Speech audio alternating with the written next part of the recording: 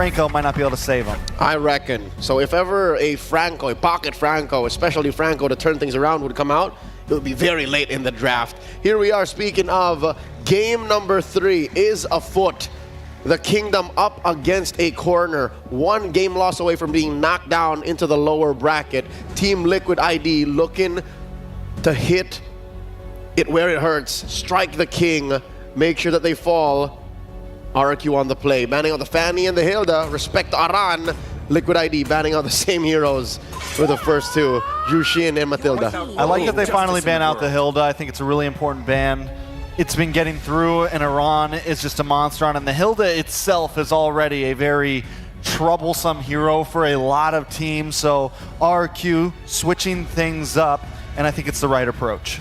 Now, with this Cho being banned out, does this open up the door maybe for the Bruno to be picked up first for RRQ? I mean, they could still try and lock in Skylar and something a little bit more comfortable. Maybe even that Wanwan could sneak up in here. See, that's the thing. There's nothing wrong with doing that. But what follows and how Bruno's solid. How Liquid ID plays the response to the power pick Bruno in the middle of the draft is what really matters. So I think it's safe to say if it is open, just take it. It's the power of the 2-pick swing from the red side, which can hit like a truck, and that's what RRQ is going to be facing right now. Which is why I'm surprised RRQ continues to pick blue side when they favored red so much. It's like that first game really kind of pushed them back, but here goes the risk. Here goes the roll of the dice. Instead of first picking the Bruno, they go for the Suyo. Quick response with the glue and the Bruno. Yeah.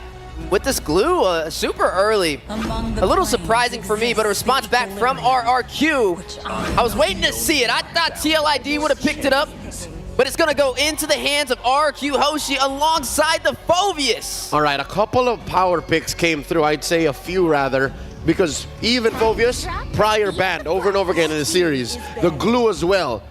I wonder if that was worth it for Liquid ID as they close up the first phase with the Joy. I was about to say it! The Franco! This would have been the game for it! They have their eyes on Edok. No way, no sir. It would have felt good after this TLID, maybe even ban out the Wanwan just to really limit down onto RRQ here. But at this point, in this phase of the game, I like TLID's draft. They get the Bruno, they have the Suyo counter with the Joy. It feels comfortable. A lot of things in RRQ comes down to how this Yeve's going to be able to be played, how they can lock down, what are going to be these final bans. Leo, you got something to say? Invented one. What? What's up? I said you got something. Yes, they do. Right. How worthy is this glue? The glue? Because they picked it up early and they had an instant response. I think the glue is going to keep the Phoveus hostage in lane. It checks out. I think the glue is going to not only keep the Phoveus in lane, but do a great job at diving onto this Yeve and helping deal with the Suyo when the time comes. Like, just consistently jumping around. But we got to ask, who's going to stop the Joy? There's nothing really to stop Joy in the tracks. Even when you drop down the RWM, it's going to be a challenge. Question, does RRQ have a Belric? Magic is my life. We're going to find out here momentarily. I mean, it could be a wise answer. Put up against it. Not something we see picked up often, but it has slipped through the cracks. It's been like the singular, it's been one of the answers to the Joy, right? But it's even then, it feels like it's been a little shaky. It's a risky pick. It doesn't feel very RRQ, especially with their first phase here. That's fair to say. I mean, RRQ right now, their backs are against the wall. You know, they have this Phoveus. Hold on, wait a second. Okay, Mathilda is gone. So Phoveus, when you get into the heart of the battle, you're going to have to worry about this glue for one. Yep. And then it's going to be hard to chase down a Joy. Then on top of that... You got Aaron Shiki just kicking you in the face. Yes! How's he going to get out? And it looks like Liquid ID have allowed the Granger. It looks like that's the only pick left for Skylar here. Unless he has something left in the tank. A Beatrix? I don't know. I mean, like I said, you still have the 1-1, but he normally only pairs that up when he has a Cho, when they have the Franco, when they have something that has some hard lock to allow Skylar to capitalize on it. So I feel like, yes, Granger probably the only choice. TLID needs to pick Rome at this point. Do they go for the Tig, maybe? That's what I was about to say. Well, Tig can go on both sides, too. So I think it's a high-value target. Should lock it in, but they're going to go in for the Valentina instead, so we're going to have double artillery for both sides. It's very rare that Edok does have it. I was about to say very rare that Yehezkiel actually puts himself in the crossfire. The Ghost of Jaharta likes to play fair. He likes to play safe. So picking the Valentina here is definitely going to get him closer to the front lines. How do they close the draft up? They still need a solid roamer. What's Widdy the Wise going to play here? No Cho, no Chip. Tig. I mean, it's still on the table. Tilda not open. Yeah, Tig. There's not too many options. Does he get out? Hylos?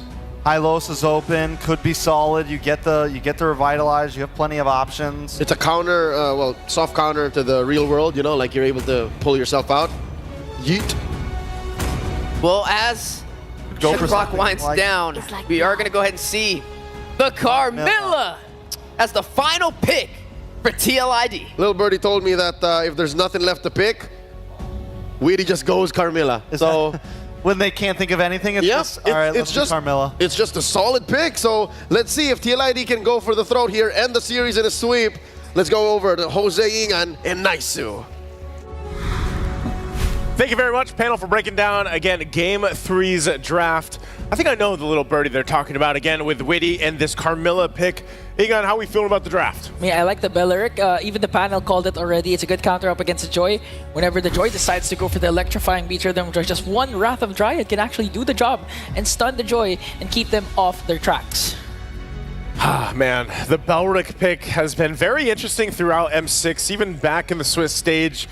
It's great at locking down certain choke points, especially when you want to be able to move around the RWM, but we'll see if it's in RRQ Hoshi's plan to take it to a game 4 ahead of them instead of getting swept here by TLID, because right now they need the adjustments to come into play as they go ahead and start things up.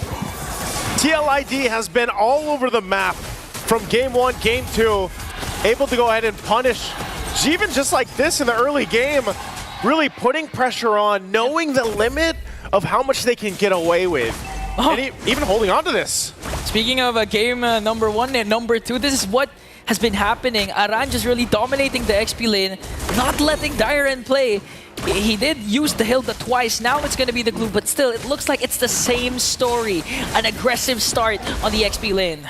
Aggressive start right now. So far, that's been the trend or the theme of this series alone, again, against these two powerhouse teams from Indonesia, really knowing their own play style and how they like to roam around the map. But, you know, just like our panel kind of broke down earlier on, it just seems like, you know, some of the challenges that TLID face there going forward throughout the Swiss stage, they've really refined their gameplay and their game plan. And RRQ Hoshi, you know, they had a great time too. They were one of the first teams, or the first team, to secure the knockouts here. Oh, he's going to be able to get away, Fabian. Oh, Now the counter attack from RRQ Hoshi. Dyren and Fabian goes in. Susujin as well. Here comes the Revitalize coming in from Edok. Ren's on the other hand trying to work on Widdy. Still no casualties for both of these teams, but this is RRQ Hoshi just saying that you can't repeat what happened during game number 1, game number 2, where you just keep on invading and invading without any response from the Kingdom. You know, I think we have to wait to see what happens, especially after the first turtle breaks out, just because the nature of these two lineups and how they're going to work, it's already up. It's already going to be spotted up and started up by Sutsujin, so already using just the real-world manipulation to go ahead and just take it as quick as possible. So RRQ Hoshi will get the objective locked in and secured. First turtle of the game. Good decision there to go ahead and just take it, blitz it down. Yeah, RRQ Hoshi clearly they're decisive now. They're really going for these kinds of decisions, wanting to commit.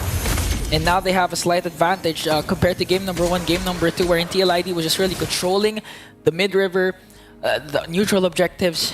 And this might be an opening for RRQ Hoshi. We'll see it once again. Skylar taking a couple shots here against Aaron Shiki, and when we look at these rotations and how they want to go, whenever you have the Suyo, you want to be able to put pressure on the jungle, and that's exactly what Susujin will do this time around. Like you mentioned, it's them in this game 3. It's RRQ Hoshi to set the pace and find even the space in enemy territory in the jungle to go ahead and take it if they can. But with Team Liquid ID's lineup, you know, this is a more of a slow burn, if you will. If you can't get things going with Fabian's Joy early on, it's really that later portion of the game where you start to shine. I mean, even the Bruno alone, early Haasclaws already picked up to just deal with the trading happening in the gold lane.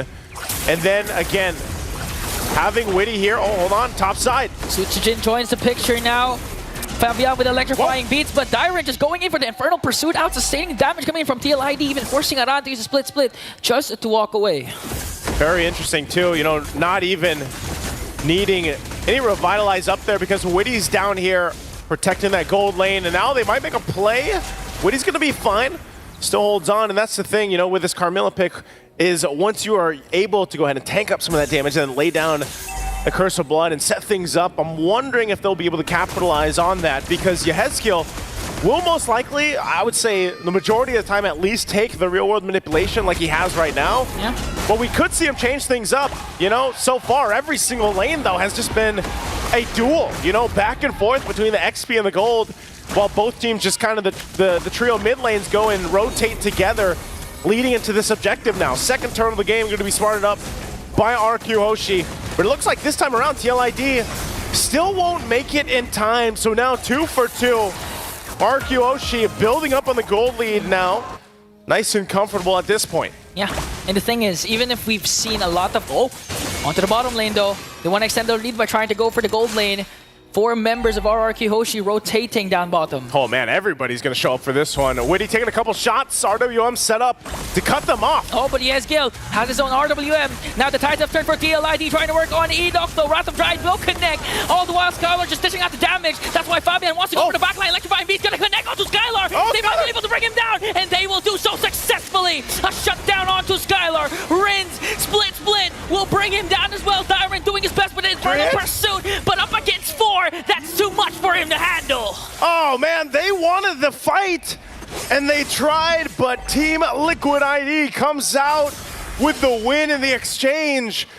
Really great positioning from Aaron Shiki, even not to go down. And they were put pressure behind the turret, behind the tier 1. But RRQ Hoshi wasn't able to capitalize on it the way they wanted to. Yeah, that was a good goal for Yehezkiel to pop the real-world manipulation, forcing Edok to cast right away the Wrath of Dryad. That's why it gave an opening for Fabian to just go for Skylar with the electrifying beat, because there was no catch during that time. They were able to maximize the kit that they have because they know that RRQ Hoshi expended a lot on trying to bring down Yehezkiel. I'm even surprised because Drian went in, he flickered forward, but still couldn't cap out a kill from it, so they're still killless here for RRQ Hoshi. But the fact that they got the objectives early on, you know, it's nothing too crazy. The gold lead that they had was diminished. So this is the adjustment time, and also where TLID's lineup starts to shine a little bit more. Maybe still they have a hard time getting this next turtle, but by the time we get to those lords, TLID will have the itemization that they need. We'll see, they're getting in position to go ahead and contest this as they rotate up here towards the top. Aaron Shiki starts it up, and Aran keeping them at bay for now, but Edok there also on the front side. Both teams still, Yehezkiel holding on to the RWM, has it available, so both junglers now getting in position. Skylar a part of this fight too. Doesn't have that much just yet, but they're gonna go ahead and stand off for the turtle. Taking a couple shots both, trying to set up the mages, trying to find that opening. Okay, real world manipulation gonna be casted here, plus the Curse of Blood. Edok might be able to fall down though, but Witty on the other hand will fall down in exchange for Rins. An opening for TLID. They also bring down Edok. Now the counter attack coming in from RRQ Hoshi as they take down 3 with them. Such as in Skylar is still alive. Still alive. They're gonna force off the turtle here. Susagen was starting it up. But with their jungler down, TLID can't secure it just unless Aaron Shiki actually brings it low enough for Susagen. Taking a couple shots there, but Skylar there to help him out. Aaron Shiki with a flicker though. He's got to walk away. Susagen with a sever to bring down Aaron Shiki and gets the turtle as well for RRQ. And there you go. Again, the pendulum swings now for RRQ Hoshi. Able to pick up the objective now, 3 for 3 in the turtles. We'll see if they can maintain the lead. Skylar definitely wanted to get revenge from earlier on, and he got it. Able to keep things together, but Fabian popping electrifying beats. It's caught up by 3 with along with the assistance of Fabian. You're gonna break down Sutsujin. That was almost, you know, we could have almost said that was a solo kill, but it wasn't. But still trying there, of course, fighting in the jungle right now. But TLID has some work to do. They got to be able to go ahead and farm up what they need. Aaron Shiki, you know, hasn't had the best time to farm up on the Bruno, and Skylar as well. Both gold laners start to shine later on, but even looking at the itemization, Still working on the third one. RRQ again, he had the Haskaloss rushed. He's now got the Berserker's Fury. And over on the other side, Skylar, BOD, Hunter Strike, now locked in. Still working on the next. Once that Malefic Gun comes up, that's always where we see the power spike, especially with the Bruno. So Witty, dropping the Curse of Blood. Forcing out the flickers from RRQ. Hoshi, 2 real-world manipulations connecting. And TLID just trying to soak up the damage. Here comes the Thought Force to use the split to try and walk away. Yeah, he's gonna just go ahead, get out of there. Burning the split. It's gonna be fine. He's tanky enough. You see it, he also picks up the Dominus Ice. So they're just trying to hold on to the tier 1. Again, these are so crucial leading into that first Lord. All for the space. Witty though. Okay, Witty with the Sun onto Rinz. Now the attack from TLID. Wrath of Giant will connect though. Fabian gonna chase after Rinz with an electrifying beat. Gonna take down one. Sutsujin on the other hand. They want to aggravate back there. Rinz goes in. Infernal Pursuit. Gonna bring down Aaron Shaky. He's gonna fall down also. But the problem is TLID, they lost Aaron Shaky. Oh man, Dyron jumps in again, but under the turret. We'll just get told to sit down. No airtime for you. So 2 down, the 2-for-1 exchange. Lord is up now. RRQ Hoshi still holding on to a lead, but you can see how how they have to dissect these team fights because of the fact that we also usually see 2 real-world manipulations come up, and they have to play around that. Yehezkiel taking a couple of Rhapsody shots. Oh, bobbing and weaving, trying to get out. Oh! One more. That's Sonata. But Witty is there to try and make sure to block out the damage coming in from Skylar. Now the Lord has respawned here. RRQ Hoshi, 5 members are surrounding the Lord Pit. RRQ Hoshi's gonna blitz this. They're gonna try to delay it for TLID. There they go, and but they it's get secured. The Lord. Sutsujin, again, all of that with Yehezkiel getting forced to basically go heal back up.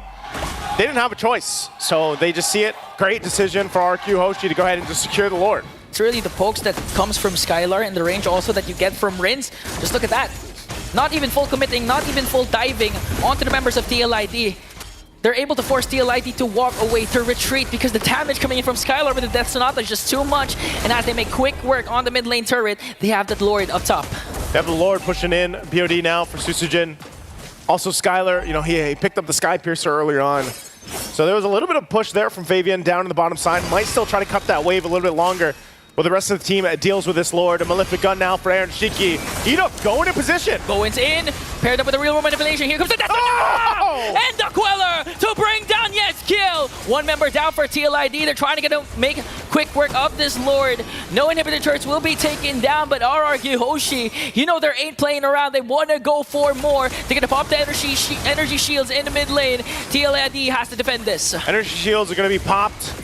They still hold on, of course, after just that first push with the Lord. But man, RRQ Hoshi able to go ahead and cap out some kills, get turrets. This is exactly what they need. Fabian, though, might be starting a fight. Oh, okay, electrifying beat is there. Forced to use out the Wrath of Giant coming in from Edok. No casualties still for TLID, and they managed to save the inhibitor turrets. That's really one of the things that TLID has to do. You know, if they can get the Wrath of the Dryad ultimate out from Edok, then that's a big piece of utility that's gone, because that is locking down the members of TLID when they try to rush forward.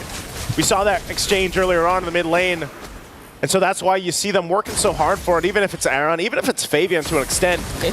Witty, oh, they're going to press it in again. Forced out the flicker from Skylar. Rumble manipulation coming in from Yehezkiel, but going to be taken down by the original one. Rinz is going to pick up a kill, plus Sutsujin, a double, and now Dyron enters the picture, going to bring down Aran and Aaron Shaky as well. A double for Sutsujin. Fabian has to retreat, but it looks like RRQ Hoshi, they're going to circle around Fabian. Fabian on the run. Still in the mid lane, it's going to be pushed by Sutsujin. He's all left alone.